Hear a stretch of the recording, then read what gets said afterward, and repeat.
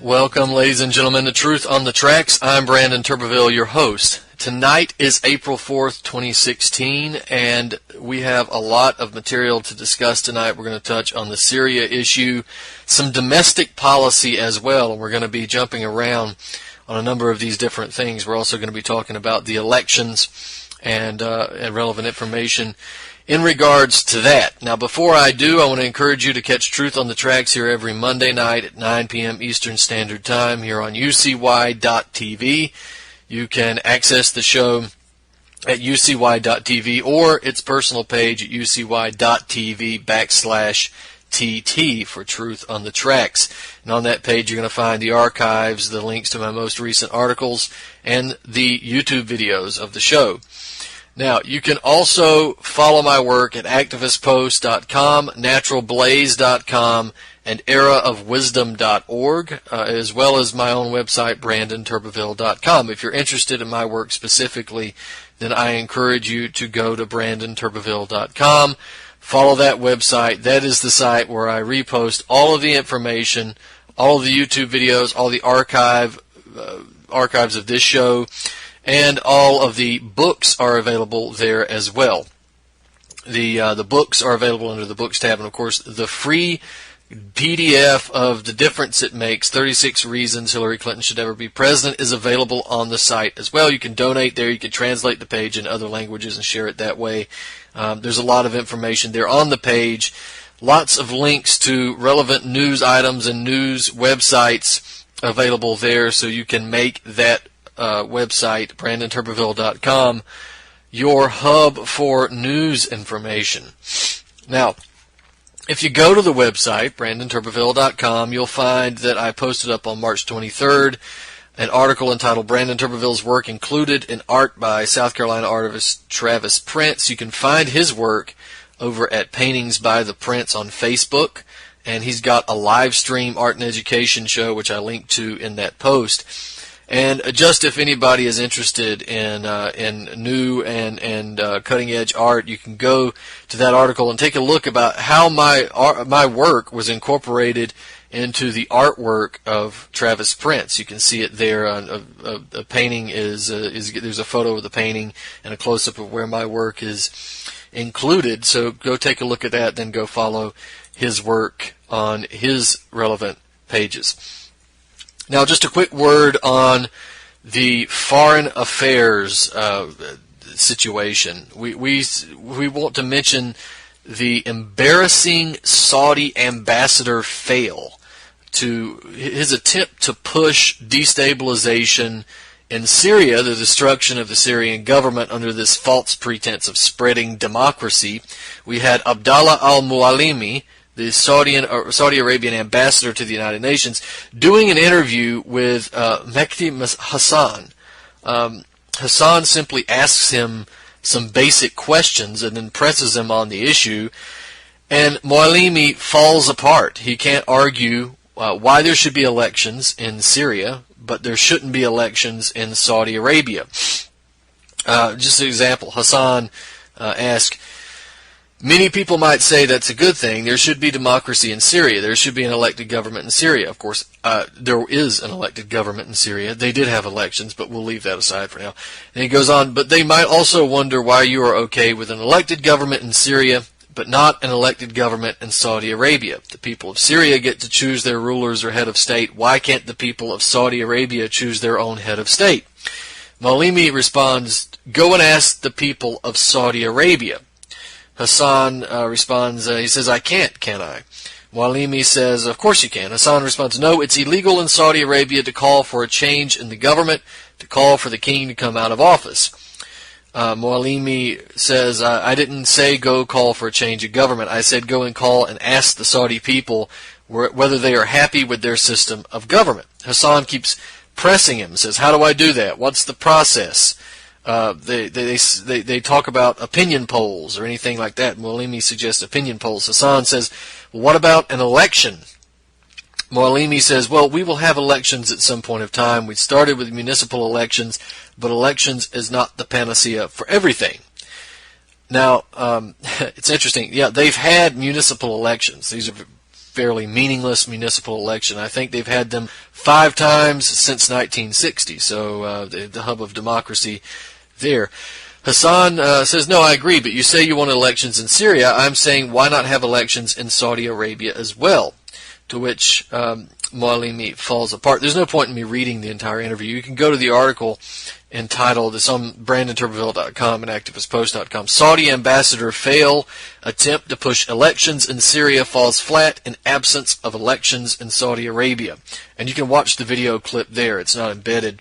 They wouldn't allow embedding, so you can click on the link, and that'll bring you to the video. It's not a very long clip, but it's entertaining to see how Mualimi's hypocrisy is evident for all to see. Now, the second fail that took place in Western and GCC politics was State Department spokesman, the United States State Department spokesman, Mark Toner, who was asked a question about ISIS versus Assad in Palmyra. Of course, the Syrian government just retook Palmyra, major victory there, not even so much as terms of strategic victory, but more in terms of public relations. Palmyra, remember, was the place that was touted as an example that the ISIS fighters were 10 feet tall and unbeatable. And this was an example of how ISIS was going to take over the whole country of Syria. Well, they didn't take over the whole country of Syria. Syria has now taken back Palmyra from ISIS. So that's a giant middle finger to the United States and the rest of NATO, who said it couldn't be done, who said it would take 10 years maybe to defeat ISIS. Well, in 10 days, Syria did what the United States couldn't, and I should say wouldn't do, and the United States wouldn't do it because they're supporting ISIS, and that's well documented. Just take a look, however, at the interview. There's a video up. This is embedded in the article. And the article title is Second Syria Fail. U.S. State Department spokesman can't answer question about ISIS versus Assad in Palmyra. And watch the video. It's a hilarious display of hypocrisy and indefensible positioning. Of course, Toner had his job cut out for him. He is supposed to speak for and somewhat defend and make palatable a regime in the United States and a policy in the United States that's essentially indefensible to anybody with any cognitive thinking skills and critical thinking skills. So go check out that article and check out the horrific display of a public relations fail. Now, in the wake of the victory in Palmyra, the Syrian military is slowly moving and preparing the encirclement of al-Sukna. ISIS, of course, is starting to flee from other places like al-Qaratan. That's another targeted area. That's going to be one of the next assaults coming from the Syrian military.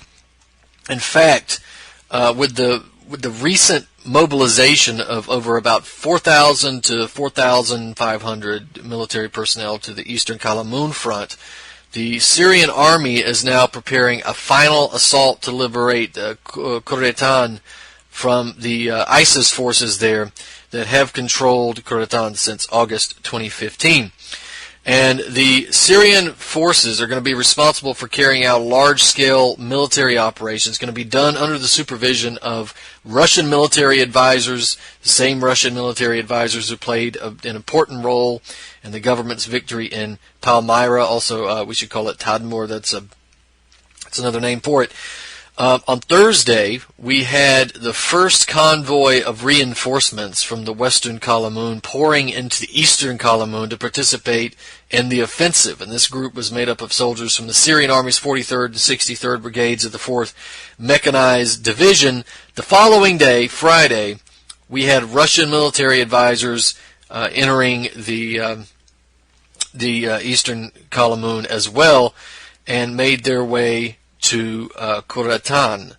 Now, according to a military source at the T4 military airport in East Homs, the Russian Special Forces contingent departed from Palmyra, and they are on their way to advise the Syrian army units in Qaratan. And these military advisors are going to be responsible for calling in airstrikes and directly aiding Syrian army units in battle in Koretan. So that is going to be a major development very soon. Now, just to make it clear, the radio show is being recorded somewhat earlier than it normally is. Tonight is April 1st, 2016.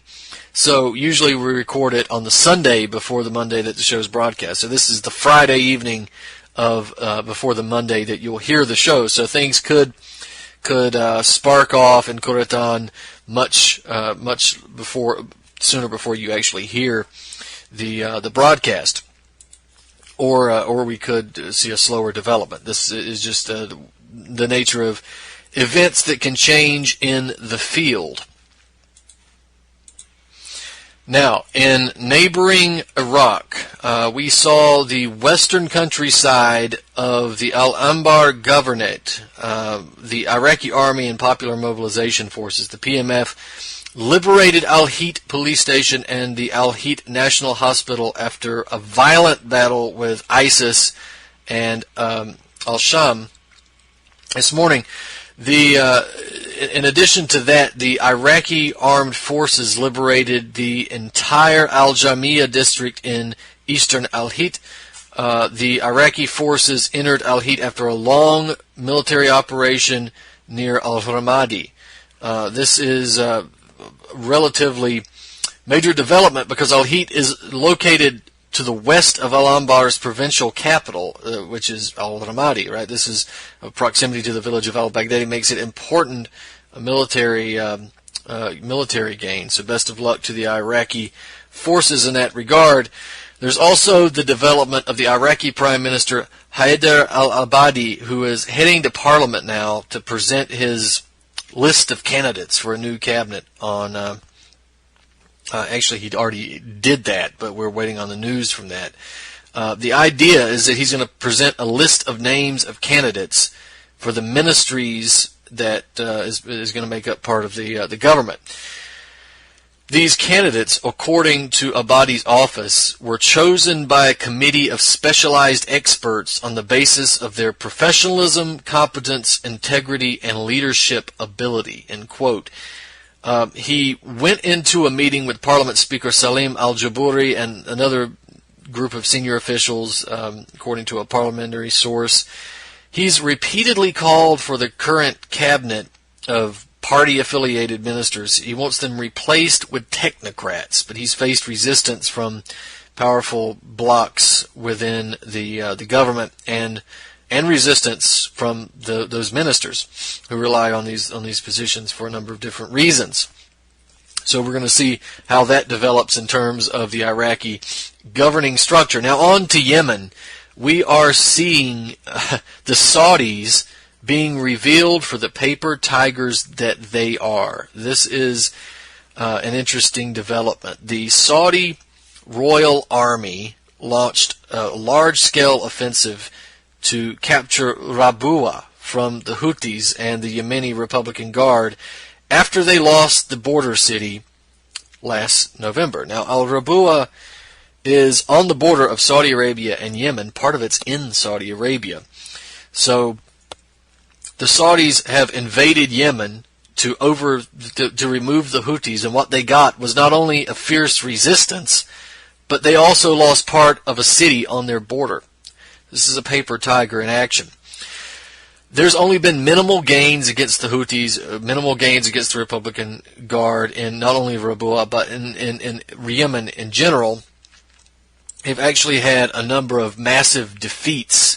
They have lost in a battle just 2 days ago 450 Saudi soldiers in a battle with essentially militias, guys who are running around with small arms, very little body armor. They're not a military force by any means. They're militias. The Saudis have still lost 450 troops. They've lost 15 or so armored vehicles and tanks. The Saudi army wishes to threaten the Syrian government, and this is the display that it puts on. At this point, I would believe that ISIS may be a more effective fighting force than the Saudi Arabian military, because it's an absolute joke on the ground in Yemen.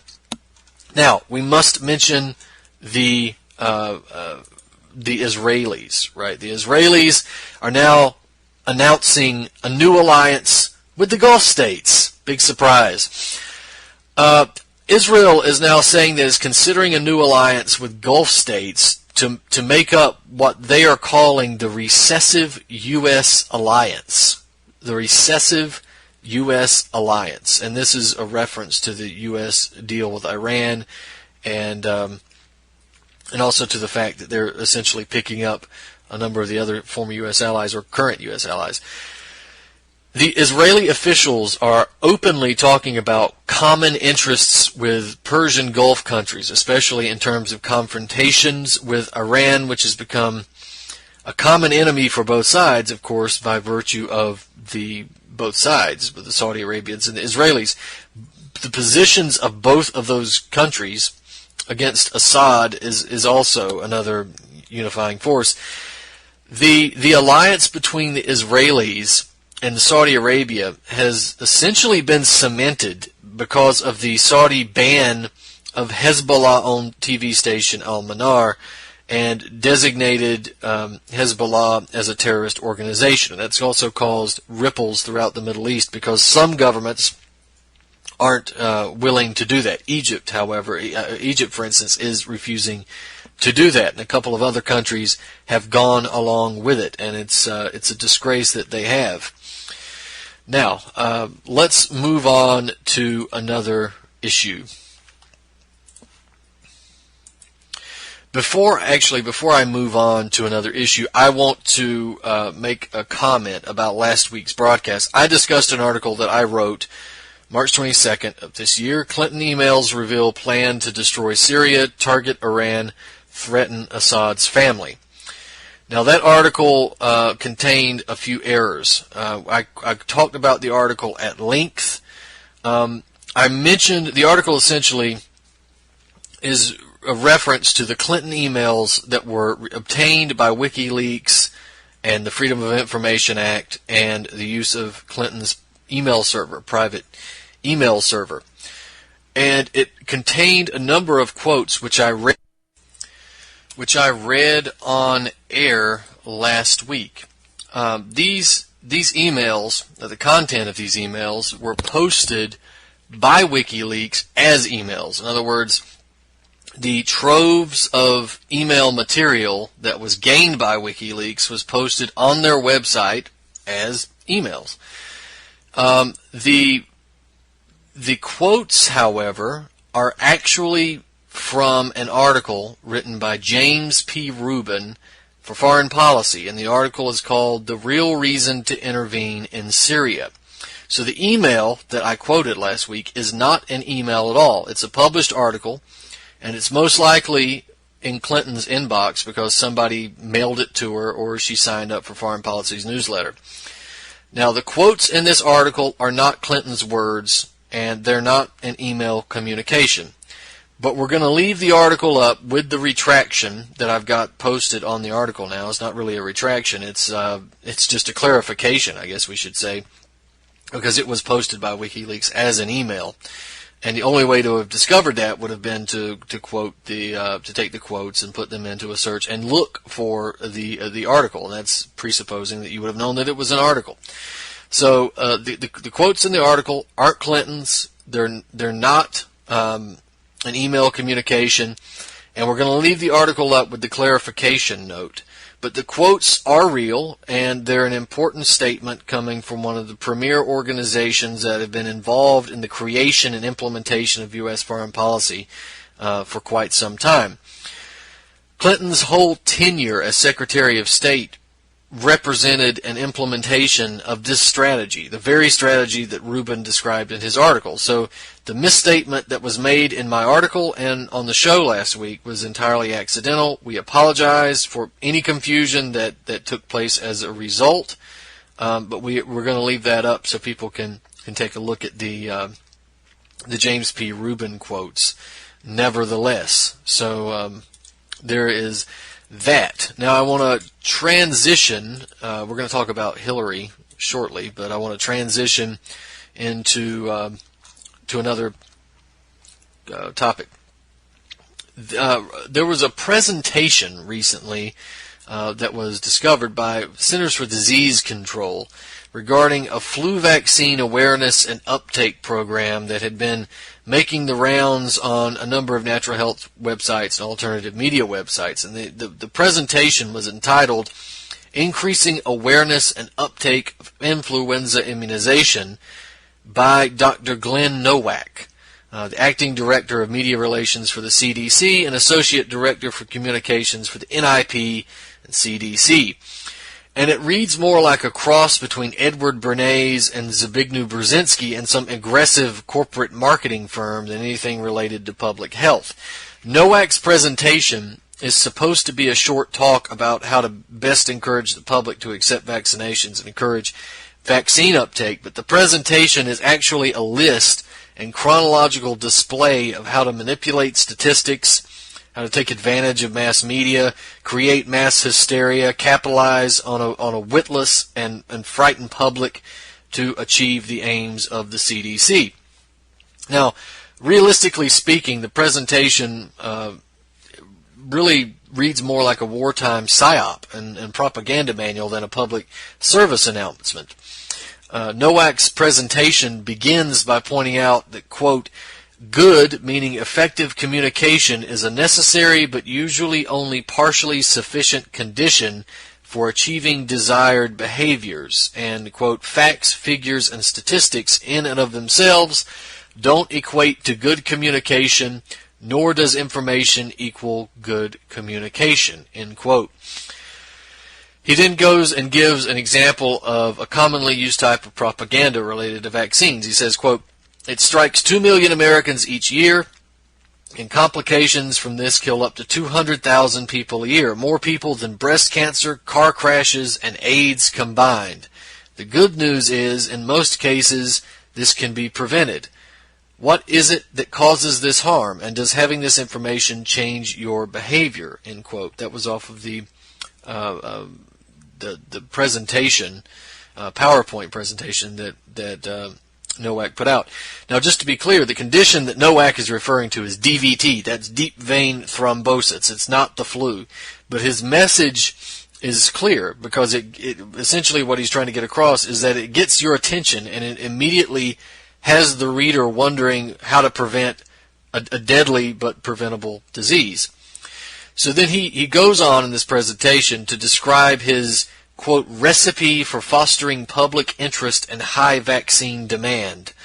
And that presentation contains 7 main points that Nowak argues can be taken advantage of to manipulate the general public's interest and create a false sense of scarcity when it comes to vaccines. He suggests that taking advantage of the fact that the arrival of influenza season is the same as immunization season, because this creates a situation in which both the problem and the solution are readily available for all to see. See how this is kind of propaganda 101.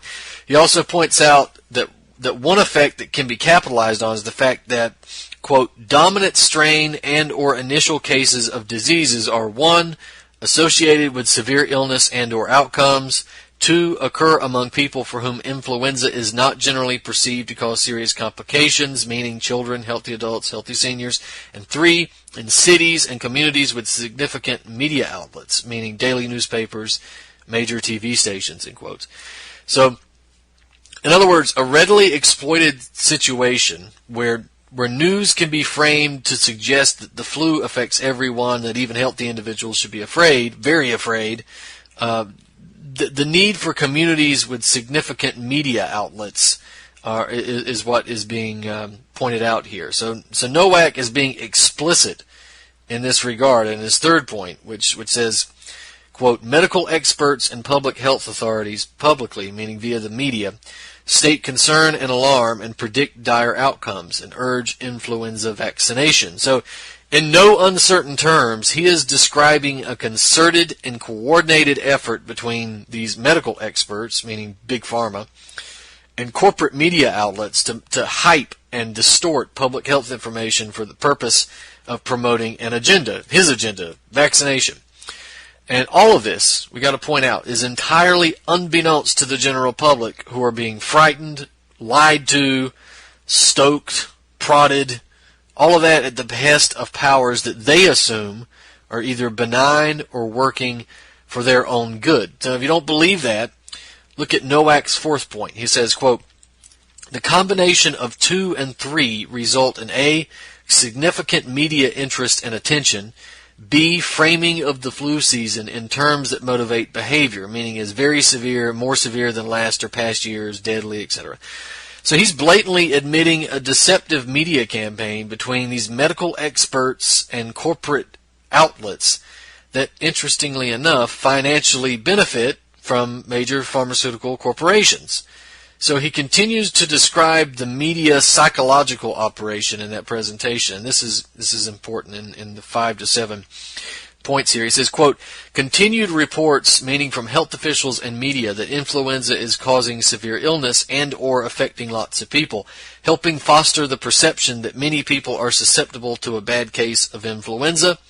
6, visible, tangible examples of the seriousness of the illness, meaning pictures of children, families of those affected coming forward, and people getting vaccinated, the first to motivate, the latter to reinforce. And 7, references to and discussions of pandemic influenza, along with continued reference to the importance of vaccination, end quote. So, the results that Nowak wants to see from his deceptive media campaign include fostering demand, particularly among people who don't, and this is a direct quote, fostering demand, particularly among people who don't routinely receive an annual influenza vaccination. So for this to be accomplished, it, quote, requires creating concern, anxiety, and worry. Direct quote. For this to be accomplished, it requires creating concern, anxiety, and worry. Point A, a perception or sense that many people are falling ill. B, a perception or sense that many people are experiencing bad illness. C, a perception or sense of vulnerability to contracting and experiencing bad illness. That's a quote from Nowak's presentation. It's deceptive. It's clearly deceptive. If Nowak is a medical doctor, then he must have been a psychology minor, or perhaps he picked up on the marketing skills he witnessed from the myriad of pharmaceutical agencies and salesmen visiting him on a daily basis in his medical practice. But more likely, he's just a little cog in a big machine that's designed to enrich pharmaceutical companies and even more insidious plans to destroy public health and the brain capacity of the general public. So he's definitely on his way. If you want to see that presentation, then go get the article that I wrote on that. CDC docs reveal deceptive media campaign to instill fear, anxiety, to push flu vaccine. That's up at BrandonTurbeville.com and naturalblaze.com. So you go check that out.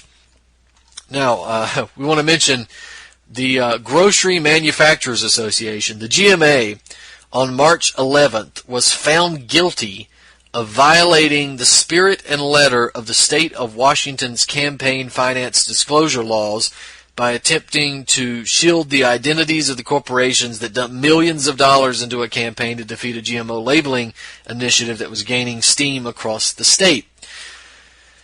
The guilty verdict, we got that handed down by the Washington Superior Court. Case was originally filed October 2013 by the Washington Attorney General Bob Ferguson after the Attorney General's office became aware of the fact that the GMA was hiding the identities of the anti-labeling donor corporations. According to Attorney General Ferguson, the GMA raised $14 million from its members for the Defense of Brands Fund, far and above the dues regularly charged to members. So over the course of the anti-labeling campaign, the GMA was the largest single donor to the No on 522 initiative. They spent $22 million to stop labeling. Initiative 522 would have required the labeling of GMO foods, GMO seeds, and GMO seed products across the state if it had passed. After receiving $14 million in special donations from its members, the GMA donated $11 million of that money to the No on 522 initiative. But instead of listing the money as coming from the corporations who actually donated it, only the GMA was listed. So this was done to protect the identities of the individual corporations from laws that require proper disclosure and effectively allow the GMA to act as a spearhead and a scapegoat for a collective corporate assault on food freedom. Now, according to Fortune magazine, internal documents, memos, even meeting notes showed that the Defense of Brands Fund was indeed designed to conceal the identities of GMA members. We have the meeting note, which says, quote, state GMO-related spending will be identified as having come from the GMA, which will provide anonymity and eliminate state filing requirements for contributing members, end quote. You don't get much more obvious than that. Thurston County Superior Court Judge Ann Hirsch says, quote, in enacting the public campaign finance laws, the people of Washington directed that they be interpreted liberally to promote transparency and full disclosure to the voters. By its actions creating the Defense of Brands account, the GMA violated the spirit and letter of Washington's public finance campaign finance laws, end quote. So the court also ruled that a factual dispute remains in regards to whether or not the GMA's violation of the law was intentional. So there's a question whether it was intentional or unintentional. The penalty, if it's intentional, obviously carries a heavier penalty. So the actual penalty was not determined and will not be administered until there's a ruling on the intentionality of the GMA's action. Just to throw this out there, in 2013, the top 10 contributors to the GMA's Defense of Brands account they were PepsiCo, Nestle USA Incorporated, and the Coca-Cola Company were the top 3 contributors. Let me run a list down since 2013, when this was an issue. The top 10: PepsiCo, $2.696 million; Nestle USA, $1.751 million; the Coca-Cola Company, $1.742 million; General Mills, $996,000; ConAgra, $949,000; Campbell Soup, $441,000; the Hershey Company, $413,000; J.M. Smucker, $401,000; Kellogg, $369,000; and Land O'Lakes, $332,000. There are many more. These were just the top 10. So, with such massive amounts of money being spent to prevent labeling initiatives like Initiative 522, you might begin to wonder whether or not at some point it might become more financially feasible for a number of these companies simply to move toward non-GMO ingredients than it is to fight the labeling initiatives. In fact, an idea like that should be a consolation to pro-labeling activists, right? As well as a guiding concept for of a march forward, for a game plan moving forward. While Initiative 522 failed, remember, it required millions of dollars in corporate funds to defeat it. So activists need to return to the battlefield. They shouldn't return deflated. They should return invigorated. They cost the corporations millions of dollars to fight against something that the people of Washington State clearly wanted. My argument here is to keep fighting for labeling. Now, to be clear, we support, here on this show, we support a ban. A labeling is only a means to an end. We want to label, then we want to ban. But we want to ban GMOs completely, except for scientific research in controlled environments, obviously not with animals, but with plants. So very controlled laboratory environments. We can do research, but they should not be on the market. They should not be in open air. It should be tightly controlled. So we want to ban on GMOs, period. We want to ban. We don't want to waste time with labeling and that sort of thing. But if there's a labeling initiative, then we support it. If you're a pro-labeling activist, then you've got to continue every election cycle.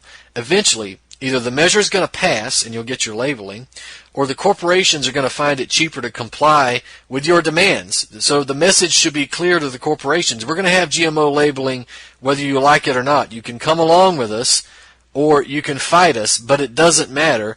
You're going to have to label your products.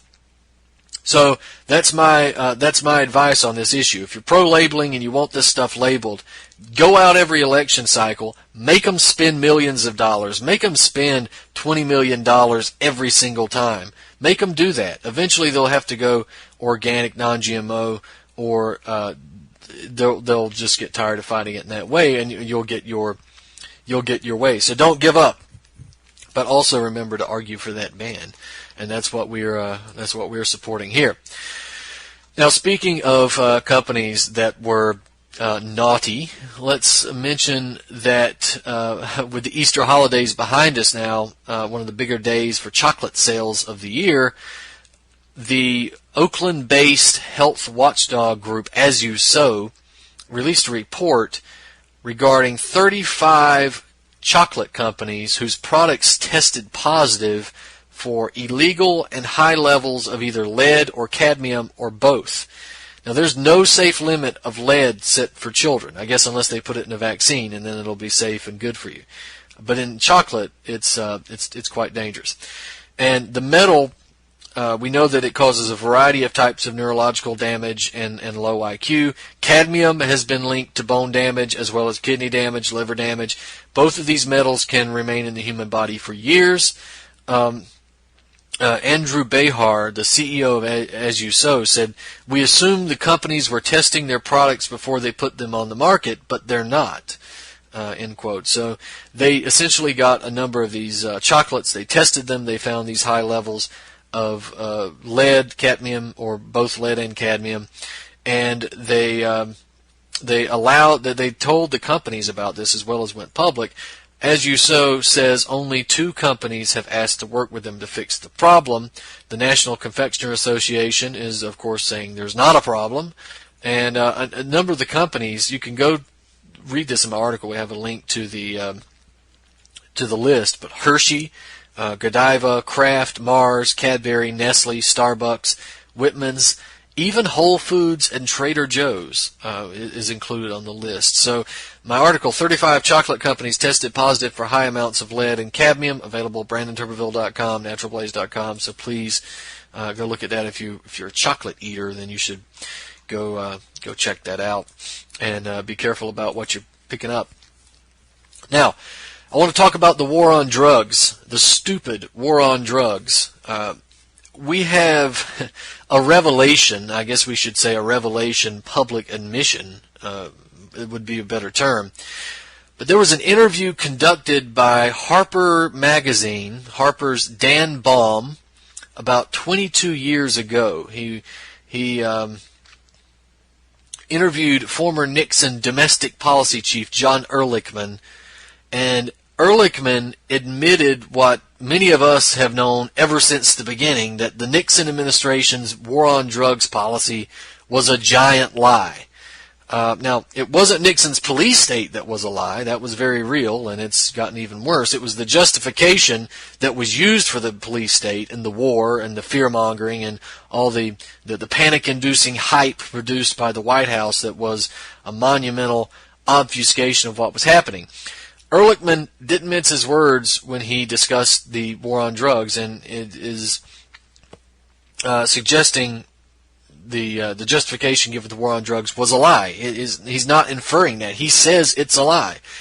He says clearly that the state's policy was to attack political rivals and what was considered political threats to the Nixon administration, like blacks and hippies.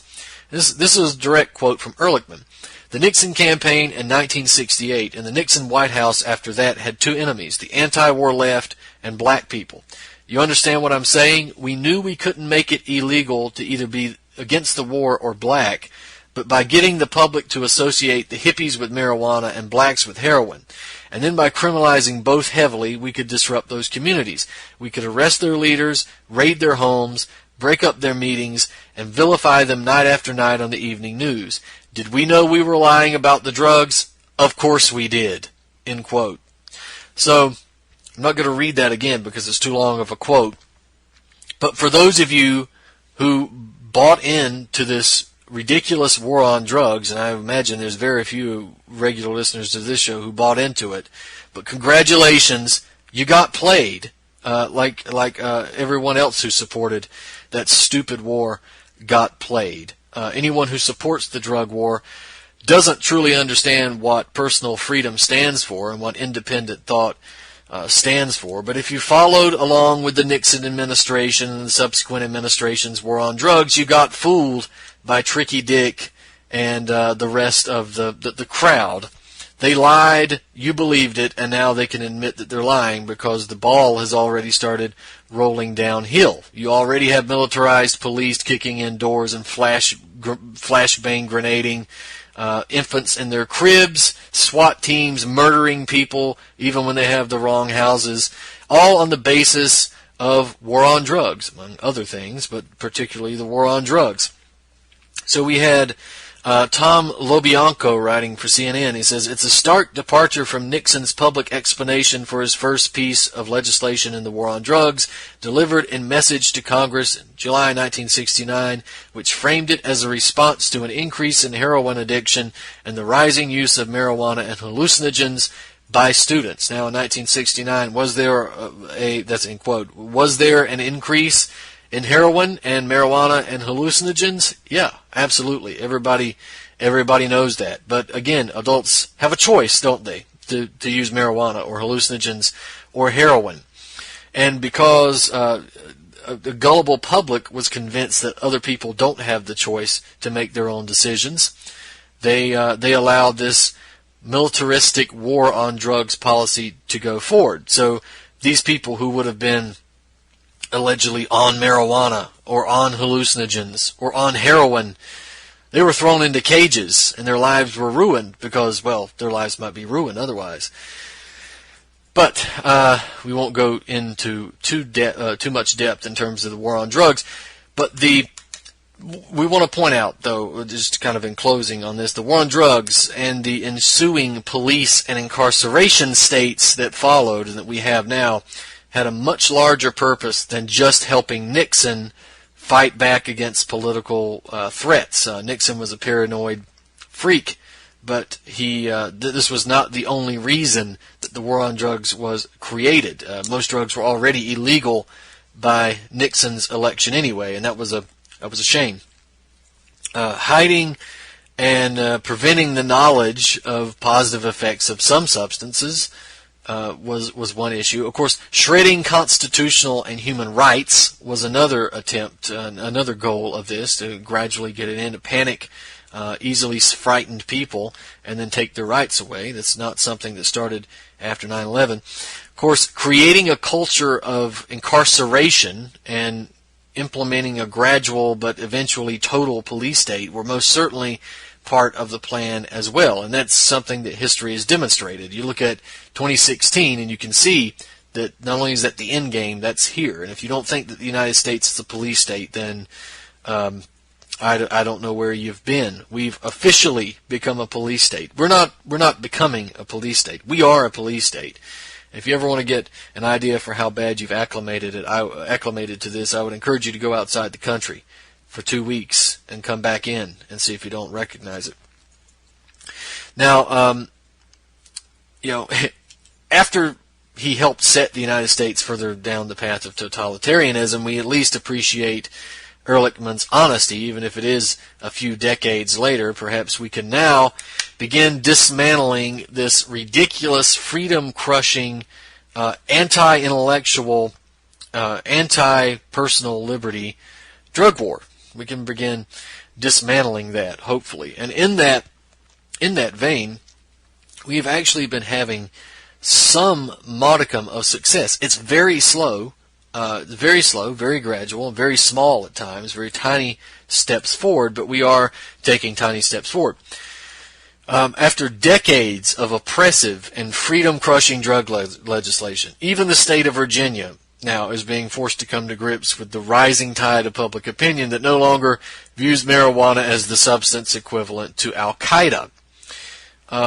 Fresh on the heels of a bill that was passed by the Virginia House and Senate and signed into law by Virginia Governor Terry McAuliffe that allowed for the possession of marijuana oil that is being used to treat intractable epilepsy, the Virginia lawmakers had to go back and pass legislation that will allow for the production of that oil in the state. Back in February of 2015, there was an emotional testimony by parents of children suffering from daily seizures. There was a 14-year-old girl who actually had a seizure during the committee meeting.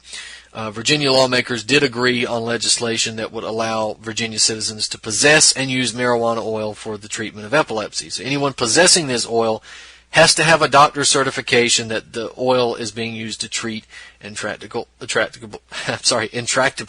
epilepsy.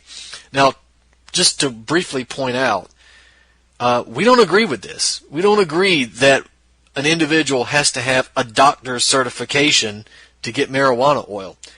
We don't agree that individuals should have to have doctor's certifications to get anything. They're not God. They're not authority figures. They're people who you seek out for advice, but you make your own decisions. So we don't like the idea that there's a law that says you have to have a doctor's certification to have marijuana oil. That's stupid. That's wrong. That's a violation of freedom. But it's still a step in the right direction compared to what Virginia had. So moving slowly in the right direction. The bill allowed for doctors to issue those types of certifications, and to be clear, that the law didn't legalize marijuana oil. It allowed for the possession of the oil, even with the doctor's certification, is still technically illegal. But the law provides what's known as affirmative defense from prosecution for anybody that has the certification and the oil. So essentially, the oil is still illegal, but prosecutors are prevented from prosecuting those specific cases. Now, well, Virginia citizens are able to treat epilepsy with marijuana oil. The cultivation of marijuana is also still illegal in Virginia, making the oil impossible to procure legally. So remember, because marijuana remains illegal at the federal level, and because the federal government regulates interstate commerce, shipping marijuana oil from one state to another is a violation of more than one federal law. So we got SB 701. That's a bill that legalizes the production of two non-intoxicating derivatives of the marijuana plant. That's cannabidiol oil and THCA oil to be produced in the state of Virginia for medicinal purposes. And the bill has passed both the House and the Senate, but will not become effective unless it's reenacted in the 2017 General Assembly. The bill is headed to McAuliffe's desk. It requires the State Board of Pharmacy to create regulations regarding safety and method of providing the oil. It's a process that can take about 280 days. Both of those bills are incredibly tiny steps in the right direction, but we hope that the state of Virginia and the rest of the country soon come to the realization that the war on drugs is a failure and the war on marijuana is counterproductive. So legalize it. Don't decriminalize. We want to legalize it. In the war on drugs, period.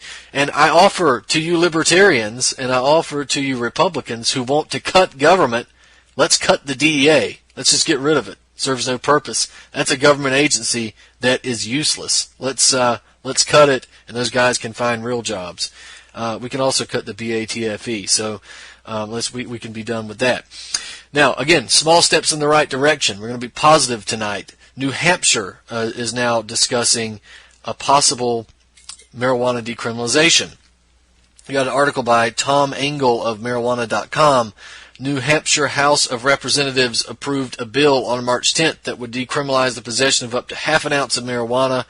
The current New Hampshire state law, I believe, considers the possession of any amount of cannabis to be a misdemeanor and worthy of a fine of up to $2,000 as well as up to a year in prison, which is a year in prison for a plant. A new bill, it's not really funny though, seriously, it's ridiculous as police state, but the new bill would replace the criminal penalties with fines, and the fines would increase with the number of violations. So for instance, $100 for a first-time offense, $200 for a second, $500 for a third or subsequent offenses. According to Engel of marijuana.com, the passage of that bill by the House actually reverses a recommendation by the Chamber's Criminal Justice and Public Safety Committee, which voted against decriminalization. Well, of course. We have the New England political director for the Marijuana Policy Project stating that, quote, the Senate almost worked out a governor-supported compromise that would have decriminalized first offenses only, quarter ounce or less, but the deal fell apart on the Senate floor the last day of session. By passing this bill, we are essentially giving the Senate and governor a do-over. It seems likely that we'll be able to get something done, but it probably won't be as good as decriminalization laws in other New England states. End quote. Governor Maggie Hassan has she's now a candidate for the U.S. Senate. She's been a Luddite when it comes to marijuana legislation, despite some positive moves regarding the scaling back of the increasingly obvious failure of the drug war. She strongly opposes any legalization because she's obviously a fascist. And that's going to be an issue that threatens the passage of the bill, but they're trying, and the HB 1631 is heading to the New Hampshire State Senate. We've also got Tampa, Florida, trying to step up to the plate. It's rare when a city council mayor and a police chief and an anti-drug war activist can agree on a marijuana proposal, but that's actually something that's happening in Tampa. The Tampa Council members passed a new ordinance in a 6-1 vote that will decriminalize the possession of smaller amounts of marijuana.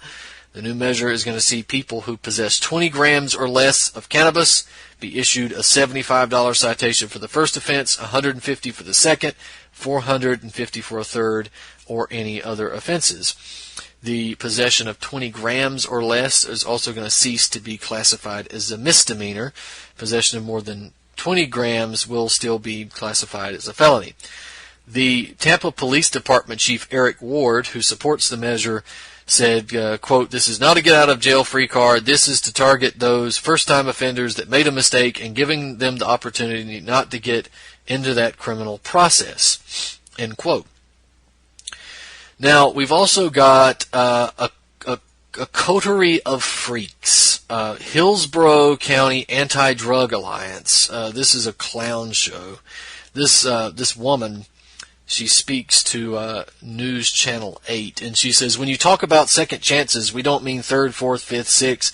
The way the ordinance is written right now, they can get a citation multiple times, and there's no requirement for any assessment, education, or treatment. That's what concerns us," end quote. So I'm not quite sure if that person spoke in front of the council or if there was a collective sigh of disdain from the audience when she said it, but there was most certainly a collective sigh of disdain when I had to read it. So there's that. I just want to point out the insanity of this stuff, right? She's against second chances, third, fourth, or fifth, or sixth chances for marijuana. The way the ordinance is written right now, they can get a citation multiple times. Well, that's already a police state, lady, and there's no requirement for any assessment for marijuana.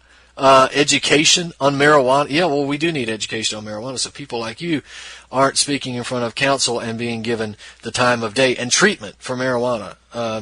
My God, this woman should be given treatment with marijuana, but we're not going to waste time on her. She's made herself foolish enough. Lastly, Pennsylvania apparently is set to be the next state to legalize medical marijuana. If all goes well, it may be the next state to pass a medical marijuana program that allows the restricted use and access to marijuana for medical purposes. And again, this is not perfect.